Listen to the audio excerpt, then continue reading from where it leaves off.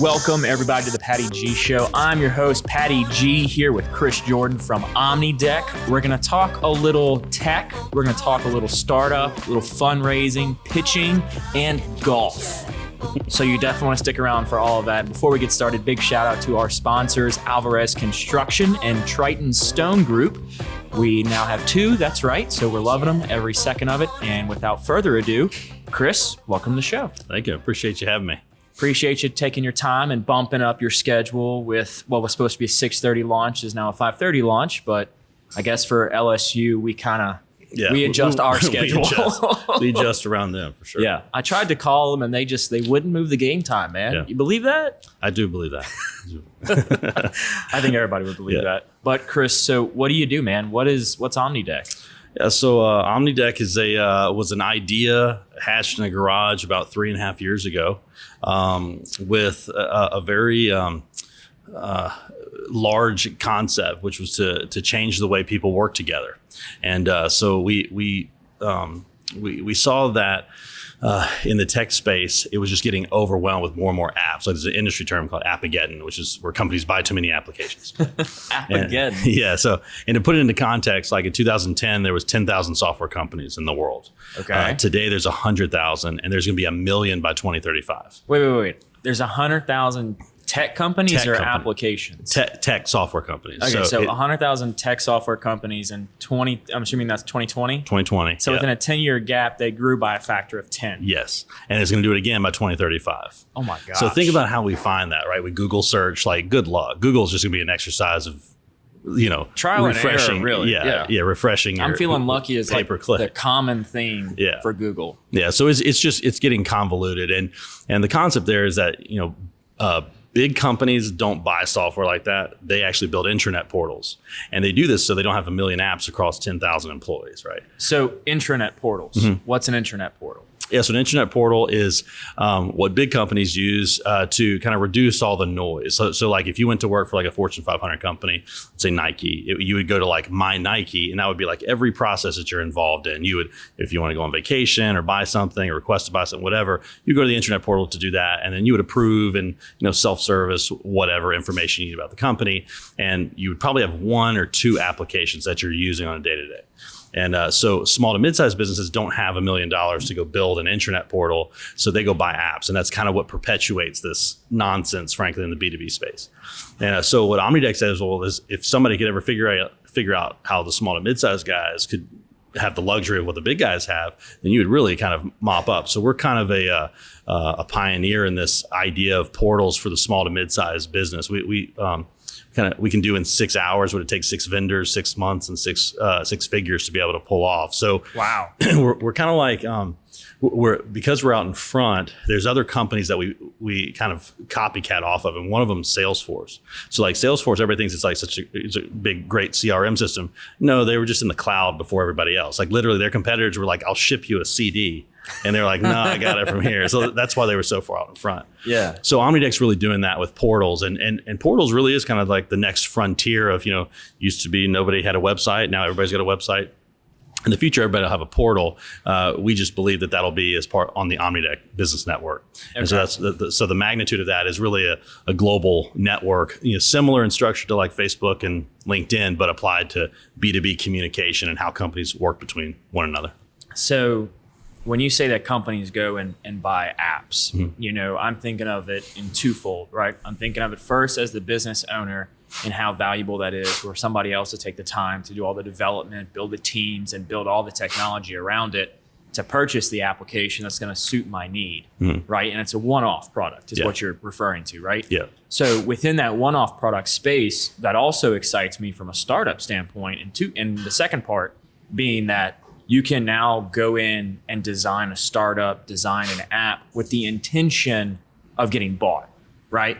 Yeah. So you can serve company X with your application, which makes it then easier to pitch to investors, mm-hmm. right? I mean, if you've already got a buyer for your software, then it's like, why not fund it? Yeah. So long as the acquisition cost makes up for all the startup costs. Mm-hmm. Yeah. So within that though, Omnidek is kind of bridging that gap or kind of coming in the middle, right? That middle ground is kind of where y'all are trying to find them, or well, so we're a little bit. I'm assuming you mean like somebody using Omnidek's platform to build their own apps. For a customer, you're not saying, hey, you can buy your own app, and you're not the big 6-figure, 7-figure tier where they're going to just build everything out all on their own, all internally, hire the staff. Yeah. You're kind of that middle ground. But a little from bit my understanding, or more towards. Yeah, no, we're just not as nice as what you're explaining. Okay. So if you appreciate, like, let's take a couple of examples, like timesheet apps. There's like 1 million people that do time collection, for example, right? There's really not that many ways of collecting time. You either have a crew, it's just yourself, you're clocking in and clocking out, or you're putting in raw time and signing it, or whatever. There's only like 5 or 6 variations of that. So in Omnidek, we can quickly create, like, when I say quickly, like in an afternoon, create all 6 of those, put them as free in the marketplace, and you don't need your time app anymore. Okay. So repeat as needed, expense report, work ticket, Gotcha. whatever. So I can go into a company that might have 10 or 15 different applications that they're using, and in 30 days, they've eliminated all of those. And we're now their one-stop shop for everything. Okay, so instead of having to deal with multiple developers with multiple applications, they can use one developer to do all of their applications. And not even a developer, literally who works for your company. Okay, so what's y'all's role within a company's organization? Like if I go and hire Omnidek, what's it from step 1 all the way to step Z? Yeah, so we give you effectively 3 sessions with us. In 3 sessions, you've built out every process in your company. That's how fast it is. Wow. So like when they say like compare that to SharePoint, that's 6 months and 6 figures and whatever else. Yeah, that's how fast it is. So that's when we say we're a pioneer, we truly are in the space. And like we're not taking out little vendors. We're taking out like Zendesk, Concur, Expensify, Procurify, like all these. I mean, if you go into a lot of companies, a lot of them are using these applications. The ones that have Omnidek don't use any of them. They use their accounting system for the majority of their process, or at least it's the engine that's driving it. And they use Omnidek almost like a wrapper around it to handle every process in the company. And what companies don't realize what they're doing is that Microsoft created these really nasty rules on the way, like if you're going to do work in the world, right, you're going to create these 8.5 by 11s. And we use Word and Excel to create those 8.5 by 11s or PDF or whatever. And then our only mechanism of getting those back and forth is attaching to an email and throwing it over the fence.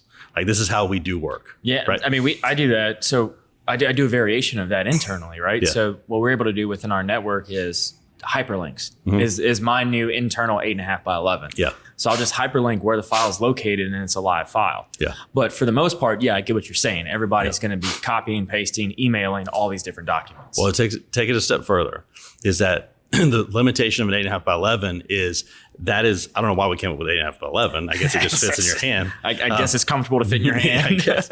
So appreciate all of that is good for consumption, like a contract, sure. But when it comes to data, I can't analyze it. I just know what you called it and where you put it. That's it. And hope to God you don't put it in the wrong folder. So what do you mean by data and analyzing that? So let's take like a purchase request or a timesheet, right? Okay, great. This timesheet gets filled out. I see there's 6 people listed on this timesheet, and here's how many hours they worked for the day or the week, right? Okay. I'm looking at that through a very focused lens of that particular timesheet. I'm not being able to see how many hours that I've submitted across for this particular project across cost code. I can't analyze it like I can an Excel spreadsheet. Generally, I have to key it into the spreadsheet for me to analyze it, right? Or put it into an accounting system to be able to get it out. In Omnidek, we can everything's now data driven. And we saw this in electronic medical records.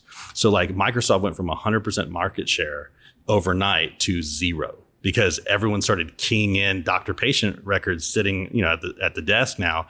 All those manila folders went away. Like, I don't know when they moved them all, but literally overnight.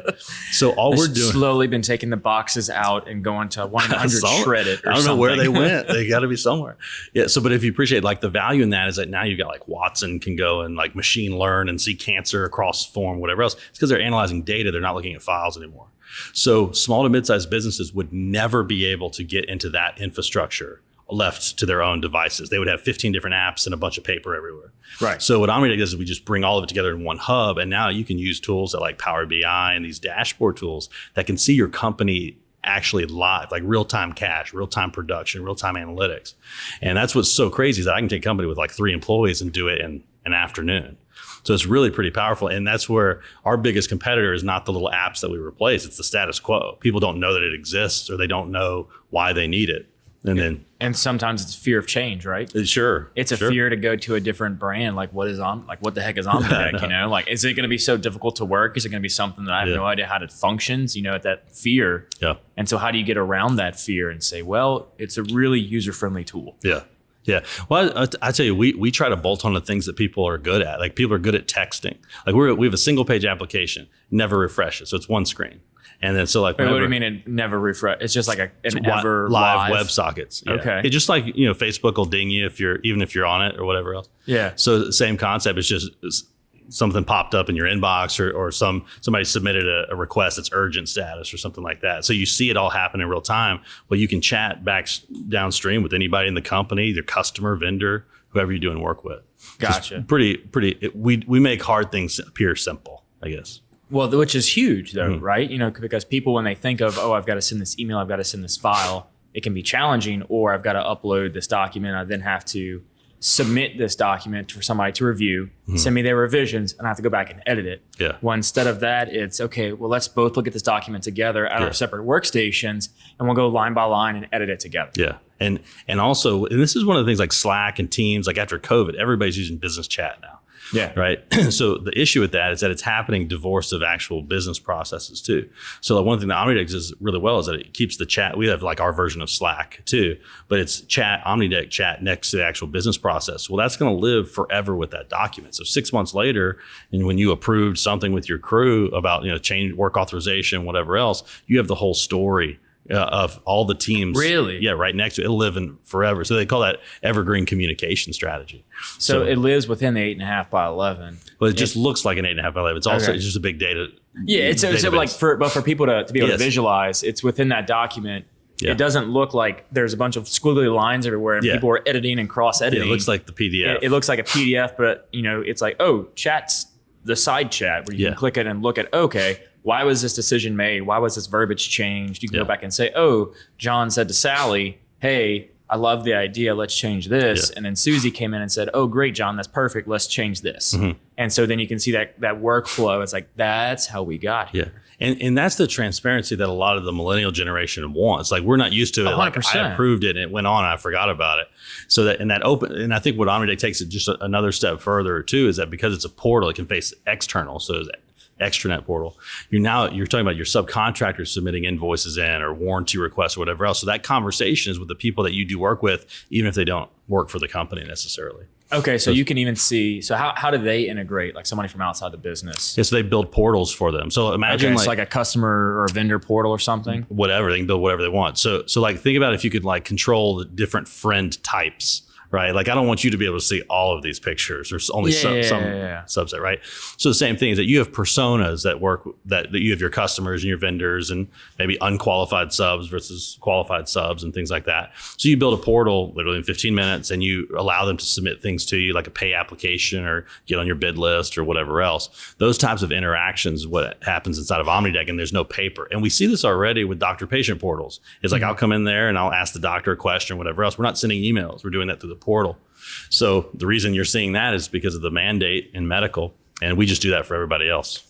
Okay, so for example, for like an accounting firm or something like that, how would that software integrate? What does it look like on the consumer side? Well, you would be the CPA relationship. So you'd have a CPA portal where you would actually come in and you could analyze anything that you wanted, all the credit card receipts, all the pay applications. You go see, you know, for this month, do the close, all that stuff. But you could literally see like, why did this invoice get approved? And you'd see every level of the approval and the communication and whatever else. Okay. So if you're doing an audit or doing any of that, it's all fair game. Yeah, that makes the auditing strategy a lot better because you can see everything from the get-go. You can't just see, oh, well, they just entered the document and then it was part of the accounting system. Yeah. But so what about from the actual firm standpoint, from like a client portal? So like if a firm was to adopt Omnidek, what would that look like? And what does the security kind of come into play? Yeah, so it's super secure because it's on the Azure cloud, right? Right. So you've got a lot of encryption going on that and plus it's Microsoft isn't going anywhere. But internal purposes, you start looking at a couple of different places. The first of which is just general stuff, expense reports, pay time off requests, things like that.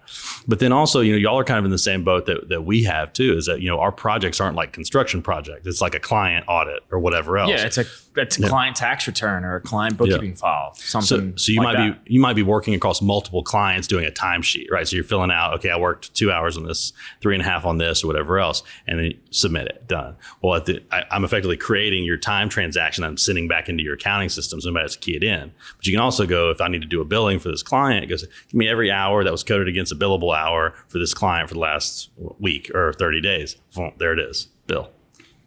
So you could literally have your client sign off on the portal every time you do it too. So you'd have literally their sign off on every activity. We do that for our service projects. So, and you can include like DocuSign or something like that. OmniSign. Yeah, you keep bringing in these apps. We get rid of those apps. Okay, I'm sorry, man. I'm trying to wrap my head around it because I'm used to all these different apps and all these different plugins that you got to use. Yeah. And so now it's all, But you're right. But you appreciate it. That's what we saw while we birthed Omnidek is like, DocuSign is like the third largest software company in the planet. It just lets you sign a document. And that's all it does. Well, it lets you sign a document, but it's like, okay, your signature is approved, right? Yeah. Like you can go and do a loan and like refinance a house or purchase a house and do a bulk of it DocuSign. Yeah. So it's like the wet signature phase that we were used to be in is no longer here, or no longer prevalent. Yeah, we're going to displace a lot of that too. Because one of the things that DocuSign is so attached to is that 8.5 by 11. And what they're not, so if the 8.5 by 11 goes away, they're kind of in a weird position. And this is what Omnidek creates, right? Well, we do things a little bit differently because the user profile is not just your profile, my name, and whatever else. It's a blockchain wallet. So the idea, so let's follow this step for a second. Yeah, let's go on. So what do you use DocuSign for? Contracts, usually, right? Contracts. We do like tax returns, audits, engagement letters. At least it's from my standpoint, a plethora of documents. So let's take the idea of a contract and convert that from an 8.5 by 11 contract where we're going to scribble or whatever to a smart contract. Okay, well, smart contracts are a little bit different. These are transactional. These are paragraphs that mean something. If I do this, you're going to pay me that, right? It's like kind of an if-then statement. So we're building those contracts up. Well, that creates effectively a smart contract that we can write to blockchain. It's tamper-proof. We generally do draw requests or payment applications and percent completes to effectively work through ultimately finishing our contract, right? Well, that's done through a payment application today. It's a whole paper process that gets that done. In our case, I'm tracking literally the timesheet on, hey, you're working on this or whatever else. Well, I'm keeping track of all of that activity. So whether you're the little guy out on the job site just working, doing welding or whatever else, you're getting credit with your participation because you're working on that job's smart contract. So what that's doing is it's depositing your work activity into your blockchain wallet. So this is going to displace the idea of a resume. It's going to displace the idea of Angie's List, all of that. And we think it's the first practical use case of blockchain. So using the blockchain for someone to then, like you said, displacing the resume. So to then take that and say, I can show you what projects I worked on, basically. I wouldn't need to show it to you. Here's my blockchain wallet. It's just like a friend request, but it's like it's like a data exchange where you'd say, you can trust this because I actually participate in these projects. It's tamper-proof. So what about for like confidentiality purposes? Like maybe you can't disclose what client you were working on, but you can disclose the type of work you did. Yeah. So again, things that get worked out as we go. But what's provisioned in Omnidek is the logistical hurdles of being able to execute a contract, smart contract, and alleviate that debit and credit through the percent complete. And then you have the blockchain wallet just keeping track of everybody's activity that's on it. So appreciate what we're building is that we think that, it's 2021, right? We're still giving resumes on. This is what I said about myself. Yeah. That's what I say. I worked here from there. Yeah, sure. I guess. Right. But there's something we think that honesty will be at an absolute premium in the future. And Omnidek's goal is to create that. Now, we go about it at the work level because people are generally where the dollars, they are who their bank account is truly, and they also are what they are at work, because that's generally, if you're going to be, you've got to make a paycheck, right? Yeah. Then that's going to be who you are, right? And what you do. So we think that that's a much better place to be able to put that. I would say. And so that's kind of what we're building is, we call ourselves a multi-enterprise portal network. So as each company kind of builds their own network and they create these kind of new ways of doing business, we had the forethought to build it like Facebook and like LinkedIn. So to scale, we think that the future, everyone's going to have a portal and it'll be an Omnidek portal. And so I love it. We'll see. Or nothing. It's the big list. or it'll all go away. Yeah, and or this is a huge waste of time. Yeah. Yeah. So Omnidek has, there's some ambitious goals, which as a kind of semi-partially tech individual, I can see them being achieved and I can see their use. So how did we get here, right? We said we're going to talk about golf. Yeah. So I'm sure there's a golf story we're going to get to within your history. So kind of walk me through what you did before Omnidek, what kind of a kid were you, and just kind of how you got here sitting in front of me. Yeah, sure. So my parents raised an Energizer bunny. Okay, so I have Tourette syndrome for one. So it's not on the verbal piece of it, but so Tourette syndrome and OCD are on a spectrum. And so I'm just super laser focused on what I care about. And if I don't care about it, it doesn't exist. So I'm super, get out of my way kind of thing. So when in golf, it could have been anything, but it was golf for me because I could do it on my own and go play it. But I played it so much, like I tore up a bunch of ligaments in my hip getting ready to play in college. And so it really kind of ended my career before it really got started. So I found myself going I spent all of this effort only learning one craft that is irrelevant and stupid, frankly. And then so I said, I got to find something else, some other outlet for this competitiveness and whatever else. And so what ended up happening was, I lost my job. I was teaching kids how to play golf or whatever else. So I lost my job and then had to get a real job. And it was the recession. So I was selling software in this windowless server room, asking people if they wanted document management, workflow automation. And the answer was always no. And it sucked. And I said, I'll never do this for a career. This will just be where I live for a little bit. Well, the recession was so bad. I was like, I got to just get good at this, I guess, and put up with it. So a couple of years down the road of selling software, I got pretty good at it. And then I started seeing, just paying attention, like what customers wanted. In the recession is like the greatest thing that happened to me was the economy was so bad because the customer had a lot of time to spend with you and tell you what they were really looking for and why you didn't maybe hit that, meet that demand. So all I did was just shut up and let them talk. And I learned just so much about what the client wanted and where they were headed and what their ultimate vision was. So fast forward a couple of years into that, I said, okay, how hard could it be? It wasn't anything. It's not like how hard can building data processing and data interchanges be? So I didn't say I was the smartest guy in the world. Yeah. So, but I appreciate as a sales guy, you would go to these trade shows and you would see their business owners that are manning the trade shows, and you're just like, this isn't Steve Jobs. Like this is just they're personable. Yeah. They're able to talk to you. Well, and I would say especially in construction field services space, like they used to do the welding. They just said hey, this would be way easier, and built a software company. 25 years later, they got a big company, 1,000 users. So there wasn't anything. I learned right there that there was no real barrier. It was just if somebody could go do it and execute it. So the first company I bought, I crashed and burned. It was not good at all. So that was a disaster. Some buddies of mine in Denham kind of bailed me out and said, hey, look, we've got some stuff we can put together. So they helped me save a couple of clients. And then we were having a meeting, probably this was 2014-ish or so. And we said we were building this work order thing that needed to get approved or whatever. And I said, if you could control the questions and answers, you could do virtually anything for companies. So I said, okay, well, let's do that. Well, we threw that together pretty quickly. And I was like, I guess we're doing this now. So and how most startups happen. I got this idea. We'll sit down with some buddies and we'll just hash it out. And then all of a sudden, all right, we're doing it. Yeah. So what made that interesting is that I said, okay, well, we've got this. I know how to sell. So I went to about 50 customers and I pre-sold them. So I said, hey, look, I'll give you $5,000 up front and I'll give you $5,000 when I deliver it, but we're building this thing out. Here's what it looks like. I was showing a prototype. So I got 50 people to do that. And so when we delivered it, it was a disaster. It was so bad. So bad. And so that just goes to prove the point for people listening. Get the product out there. Doesn't have to be perfect. Doesn't have to be crisp and just pure perfection. Yeah. Just get it out there. So you got it out there and it was a disaster. Yeah. Well, I think to that point, you have to realize that if you didn't raise any money or you raised 50 grand, you're building the prototype.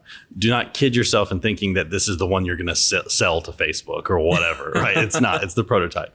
So I think that if you can think about it from that perspective, it's like, where am I on this development roadmap? I'm in prototype stage, and there's nothing wrong with that. Facebook or all these companies went into prototype stage. So what I didn't recognize was that I was in prototype stage, and I went and cut a licensing deal with one of the larger accounting systems. And that's why it cratered. It was so bad. And that's why, it's because you had this, I finally made it. I had all this influx of business, and the software literally was failing in front of us. So the good news about that, though, is that we had proven out that, hey, people want to buy this. And if we could ever get it right, it'd be great. It's proof of concept. Yeah. That's right. So we've raised 3.5 million locally to be able to do this. But like, it was in just like 500 grand, 150 grand, whatever, just like over and over. But, it's just kind of part and parcel to, the biggest criticism I have for how I've done this is that I'm too pot committed to Baton Rouge. I love the city. I love the people here. I want to do something to this magnitude here in Baton Rouge because it'd be awesome. Which I love. Yeah. I mean, it would be so much fun because our culture, even New Orleans, whatever else, it's just like people don't realize how awesome it is to live here because everybody generally likes each other. Like it's a really great culture. So the idea of building a massive tech company here would be just really great. And but the knock on that is, I could have made my life a whole lot easier raising $5 million in the Valley and just built. I mean, how much further would I have been? I don't know. So those are the things that will be the telltale of, he should have done that, or it didn't matter. Yeah. So those are the things that keep me up. But at the end of the day, if you're happy where you're at geographically, right? Mm-hmm. If you're in with good people, if you know that the people around you are there to support you, and like you said, we generally like everybody here in Baton Rouge, right? Yeah.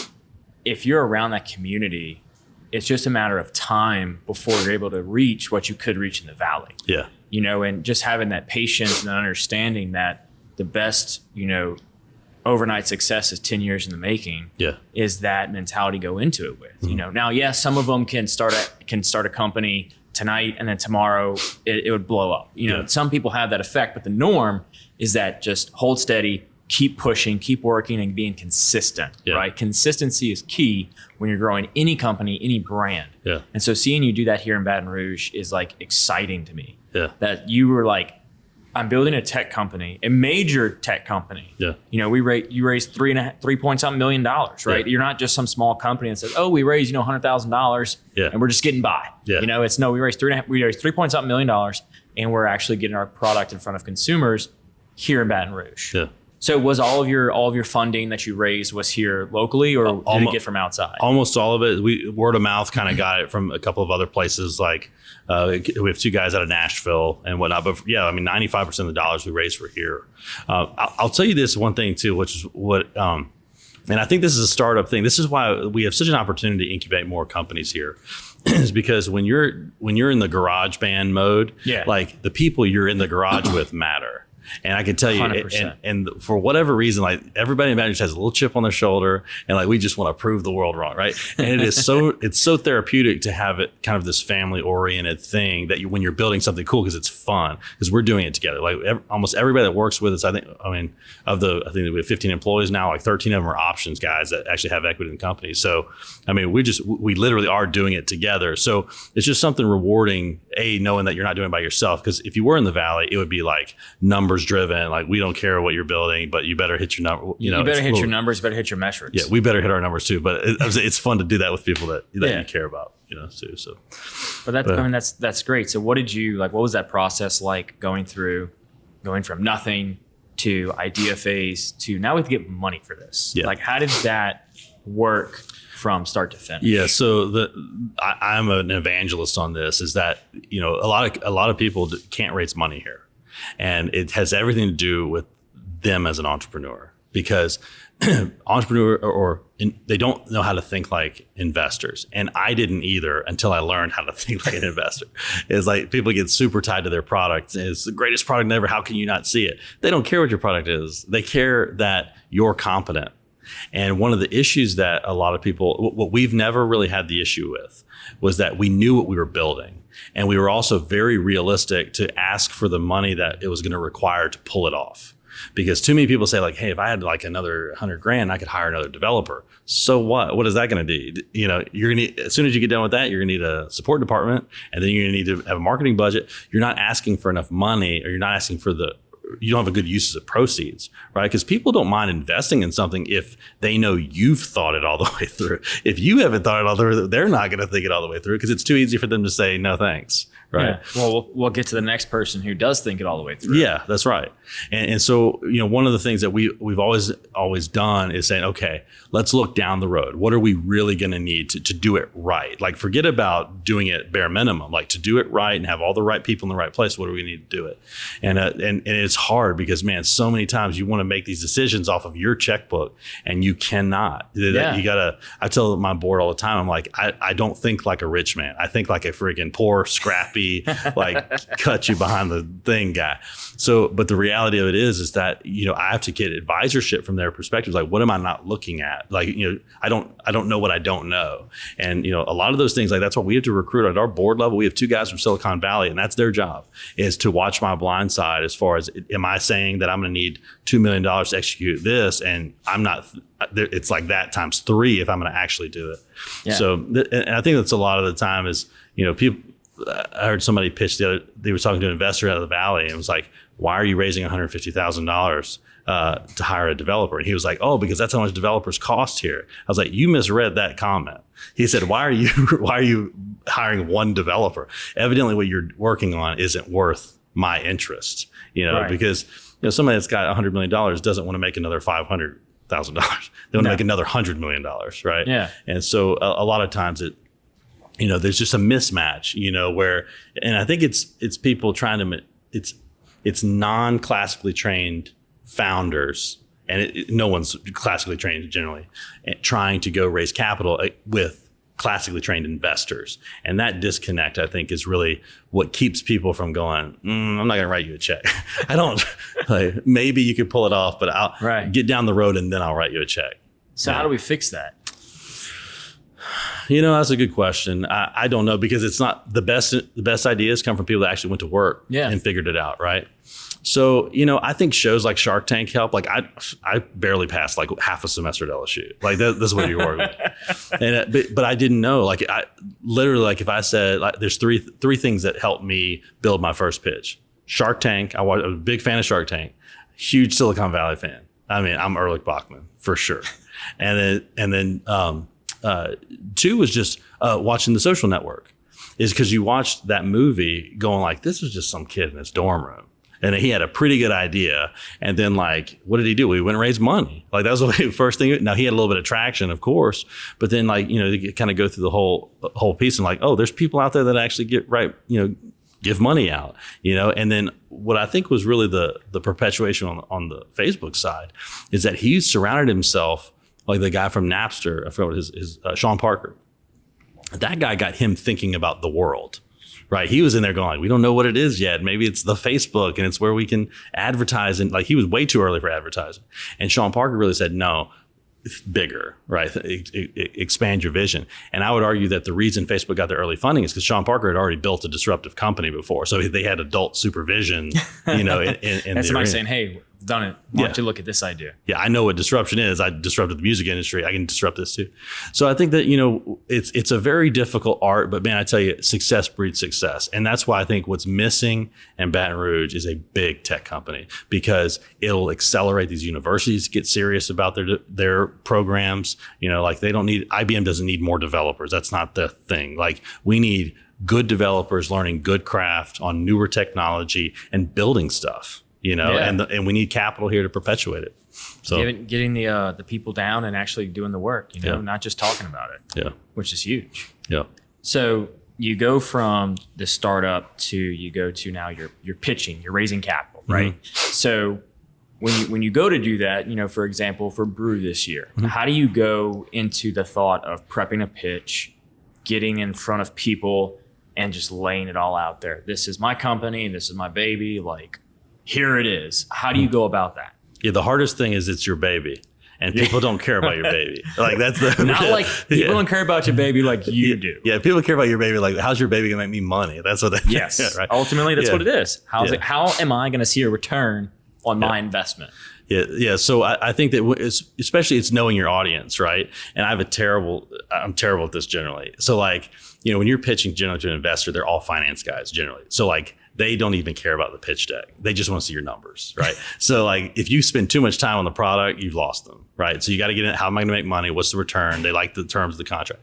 So in Brew Week, it was more just like, it's people, it's a little bit more kind of like, entrepreneurship, local, invest, whatever. So that had to be a little bit more storytelling about what the product does. But we have a very complicated product because it's pretty complex. It is complicated because what the product is not what the company's doing. And it's a lot of disconnect, right? And then you get into the blockchain. Don't even worry about the blockchain. Don't even worry about it. We'll meet you there later. So it's hard. How do you explain it to people in a short setting? And a lot of people don't realize this. Like that was a pretty hard 10-minute whatever, but I've pitched to a lot of the angel groups around like New Orleans Angels and Baton Rouge Angels. It's a hard 7. So you have 7 minutes and there's somebody sitting in front of you like 5, with a 2, card. yeah, and like done. So you better get through it. Well, there's no room for riffraff. There's no room for any of that. So you got to like, here's what we do. Here's how we make money. And there's a pretty, consistent or standard flow to it. But yeah, the one of the hard parts that I think is that because it's so rigid like that, big ideas get kind of cramped in that, and like no angel group has ever given us any money. It's just fascinating. Really? Not one. Like I've like all the emails that like I put in my hate file because one day I'm going to name whatever. They're all from the angel heads, but a lot of the investors, 27 shareholders are part of those groups, but they've invested in our company. So they invest separately outside. Separately. Okay. Yeah. So, I mean, it is what it is, but it's because that 7 minutes is so cramped. The dollars that we raise are generally eating breakfast at, La Madeleine's and just talking through what we do, why we do it, and how we're going to execute on it, and investment needs to move into that because I think if the investment community would meet the entrepreneurs where they're at, like, okay, we're not in Boston or we're not in Silicon Valley. These aren't going to be polished guys, but let's try and let's spend a little bit of time kind of getting through the week. Is there something here or not? Rather than initially the first pass being no, that would probably be a good place to start. And do you think that style of business or that style of capital raising is unique to Baton Rouge alone, where it's you got to take the person out to breakfast instead of giving them a 7-minute pitch in front of a whole panel? Well, I think that it's different. I think every pitch is different. Some are pretty straightforward. Like I'm just saying, but like sometimes like I've got a friend of mine that built some like robotics thing that's got a magnet that cleans the bottom of a barge. Like no one on Shark Tank would care about that utility, but there's a lot of people around here that would. Right. And hey, this is a pretty cool tool. Obviously, we're in this I-10 corridor there's a million people that could use this and be big value add to them. So like those things are not great you need to work through that. It maybe not the breakfast scenario, but hey, come to my office on the river and let's talk what you've got. Because those are our investors don't look like that either. Our investors are owner operators and they're generally construction guys or some field service, type component. I think that overall, again, breeding success is that the more ideas that we have, the more opportunities will open up, for people, for sure. Which is great. So kind of starting to get towards the end of the show and winding down, we've got a set list of questions we typically ask. So the first one that we ask is, throughout your journey thus far, you've done a lot. You've gone from, rambunctious, adventurous kid, the Energizer Bunny, to playing golf, to being pro in golf, to then starting this tech startup. You've probably learned some lessons along the way. So what are like 3 lessons you kind of gathered throughout your journey? Yeah, don't limit yourself on your checkbook. Just if you got a vision and you can get other people to believe in your vision, preferably rich people, you can do anything you want. Like, and the more I understand, I didn't understand the quote that Steve Jobs had, which was like the greatest things on this planet were built by people no smarter than you, right? And so that to me, I was like, surely they're smarter than me. Like that's a thing. Like they got a lot of room for that. But the truth of the matter is that no one person built anything. It's always a team. It's always a group that had, somebody had the idea or the vision or at least the early concept of what it needed to do. And then it was how can you build a team that can execute on it? And there's so few people that are doing that And frankly, there's more and more of that. It's like less people are like, I like my comfort zone. I don't want to, forego a paycheck for a year or whatever else that it takes to kind of, pull something off the ground. I think that's a big piece of it, is that you can't do anything on your own. So the sooner you learn that, the more your world opens up, because then you start bringing in more people, and you need investment dollars too. And then, because if you have an idea, your idea could be Uber, your idea could be Omnidek, don't limit it, just go execute it, go find the amount of money it's going to take you to do it. Go find the right people that can write you that check that can allow you to do it, and change the world, because the people in charge of this world don't have that great of ideas. Facebook's trying to sell you something all day. That's all their idea is. Yeah. Google's trying to make it easier for you to search what they're trying to sell you. Right. So, nobody's got that great of an idea, and the world is such it's the wild, wild west, and somebody can come up with an idea and really change things for the better. Because frankly, I think the world needs it. The other two, I would say, is just freaking work hard, man. And dream big. I told my wife this the other day, because we went through 3 years without a paycheck. It's like wits end, bare minimum. And it's like, we built it by ourselves. We together through all that. We took chances. Yeah, it was not fun, and it was miserable there for a little bit. But man, now we're starting to see the other side of it. It's like we did it together. Our relationship's stronger. It's just, we've lived a very adventurous life, and there's something to that. There's something you only get one life on this planet. You might as well enjoy it and have fun. And I think, I'm kind of a spiritual guy too. And I feel like the Lord puts callings on people's heart. And sometimes people wrestle with that, whatever it is. And they feel like, I don't want to mess with my 401k, so I won't do it. Or, maybe I'm thinking, they'll spend their whole life thinking about it. I always thought I maybe should have done that. You probably should have done it. You'd have lived this really great life, and instead, you get to retire early, I guess. But there's little things that, I think we get so caught up in all the rules of society and what we need to, what makes sense, or what, don't touch my 401k, don't touch my credit score, don't do all this stuff. That's not where adventure lives, Yeah. And so I would say jump. When in doubt, jump, because you'll never regret it. And also you can always go work for a big company. You could literally just go hand out chicken through a window at Cane's and own one in 7 years. That's how that works. So it's not the end of the world, and those things will always be there, but you only get one idea, I think, or a couple of ideas, and might as well jump, Yeah. At least get your feet wet, right? Why not? Do it. Why not? Better to do it and fail than to not do it, for sure. Yeah. No, I love that. So what is something you did as a kid you wish you could still do today? Touch my toes, I guess. I don't know. Eat carbs. I don't know. No, I wish, I was telling my wife this the other day, we're under so much stress at the company, and I genuinely have, stress and joy are not one or the other. They're not interchangeable. Yeah. So I have a lot of fun. Our whole team is fun. But one day I woke up the other day, and I forgot that I was Chris Jordan and ran Omnidek. And I was just like, oh man, peace. I was like, man, this feels great. And then I started thinking about all the things I had to do. And I was like, oh, back to normal. And I realized that that's how far I was from just no responsibilities, no peace. And so that I told my wife about that too. I was just like, I don't realize how far I am away from true peace and calm and whatever else. And I have a little boy and a little girl who are just getting into sports and cheerleading, whatever else. And I'm seeing how just unfettered joy and no responsibilities. Those are the things I would love to be able to hit timeout for a minute and not be Chris Jordan for a bit, and then tap back in. I would certainly tap back in, but a break every now and again is always nice, right? Yeah. Because I can't go on vacation. It's just too much going on. I signed up for it, so it is what it is. Yeah, and that's the part of the entrepreneur that not everybody likes to talk about, right? Yeah. They like to talk about the glory days, the best days, when you've made it. They don't talk about, the years and years and years of no vacations, no out to dinners, eating the low end of the totem pole, just going and going and going until you finally one day wake up and go, oh, we've made it. All right. Yeah. Head back down and getting right back to it. Yeah. So that's right. What do you love about Baton Rouge? Just the people are so great. And it's one of those things where I lived in Destin, Florida for a bit. And this is probably the best example of this is I was like, Baton Rouge is great and all, but who wouldn't want to live in Destin? And we moved to Destin and it was fine. But guess who our best friends were?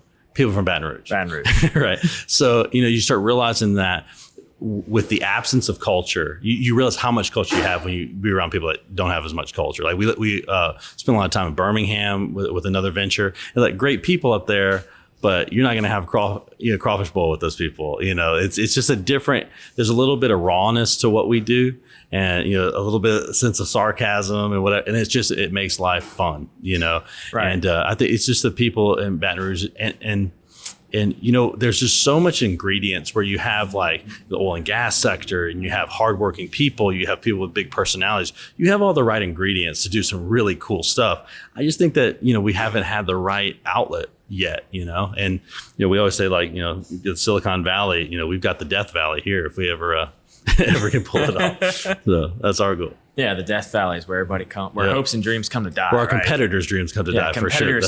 Dreams come to die. That's Absolutely. right. So for the final question for you, Chris, what is something I can do to help? Well, I tell you, keep promoting, entrepreneurship needs to be highlighted, and like I said, Shark Tank, it kind of does this a little bit, where people start thinking, I've always had that idea, whatever else. But yeah, just, keeping the word out and investing in people's stories, because, people have to, I think the only way that people will actually make a jump and try to do something new is if they can kind of empathize with somebody like, hey, that guy's I'm smarter than that guy. Like, that's how I got into this business. I can do better than that guy. Yeah. Yeah. I got quoted in some Baton Rouge business report thing. It was the stupidest thing I ever said. And I'll say it again on this. But I was like, I said, if Mark Zuckerberg can make $80 billion, surely I can make $1 billion. Like, he's not 80 times smarter. But that was as stupid as it was. But like, the reality, sometimes you just need that. Like, that guy just had one idea and now he's the third richest man in the world. Like, there's people that do these things. They just went and did it, and then they got lucky. Yeah. Sometimes things aren't as lucky. You just might have a good idea and just execute on it. And that's the biggest thing I've seen with entrepreneurs or businesses in general. Everybody's got an idea. Yeah. Everybody's got a novel idea. Everybody's got an excellent idea. Yeah. But not everybody acts. Yeah. Not everybody takes that idea and puts it into practice. They don't wake up every day and act on that idea. Yeah. They just keep thinking about it. And then when something happens, yeah. man, I had that idea. It was so great. Why didn't I do it? Why didn't I pursue it? And say, well, you could have. You had the idea. You had the opportunity. You just didn't actually put your foot forward and go with it. When you think about the bigger the idea too, the fewer people on the planet that are actually trying to do anything. Yeah. And that's what I think Omnidek has a swinging chance to be able to do, is that nobody's trying to disrupt the way that we do resumes and work together. Like, Microsoft's fine. He's got it. Right. Until we come in and we're just this really annoying little brother that does some stuff really better than you do. Right. We're not going anywhere. Yeah. And the greatest thing about software, and Jerry Jones said this, he's like, the best thing about business, he goes, I'm like the 15th best oil and gas company. There's 14 companies better at what I do than me, and I own the Dallas Cowboys. Like, that was what he said. Wow. So the reality is, like, you can lose miserably and still have great success. It's not like, the March Madness. There's an abundance out there. Yeah. There's an abundance within the world, within the environments that we live in, that just because one person's successful doesn't mean you can't be. Yeah. Right. Yeah. And that's I go with the mentality of community together. Yeah. Right. So if I build up this person, then that's great, because then they get built up, but then it's like simultaneous building up. You know, it's just we all grow together as a community, not just because one person's way up here and we're way down here. Doesn't mean there can't eventually be some growth together. Yeah. It's okay, great. That person succeeded. Awesome. Yeah. Now it's my turn. Yeah. Now, how do I succeed?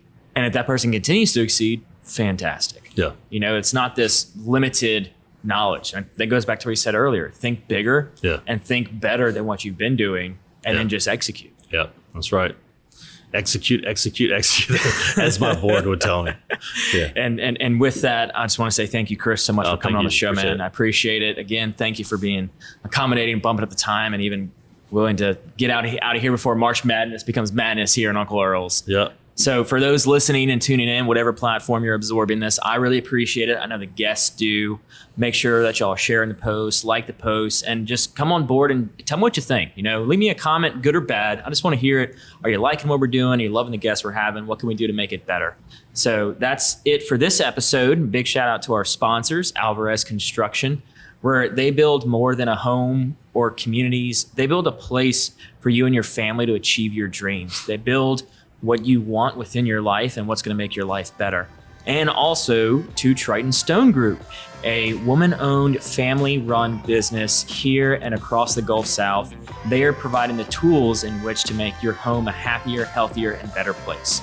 So everybody, I am your host, Patty G of The Patty G Show, here with Chris Jordan of Omnidek. Thank y'all so much, and we'll see y'all later.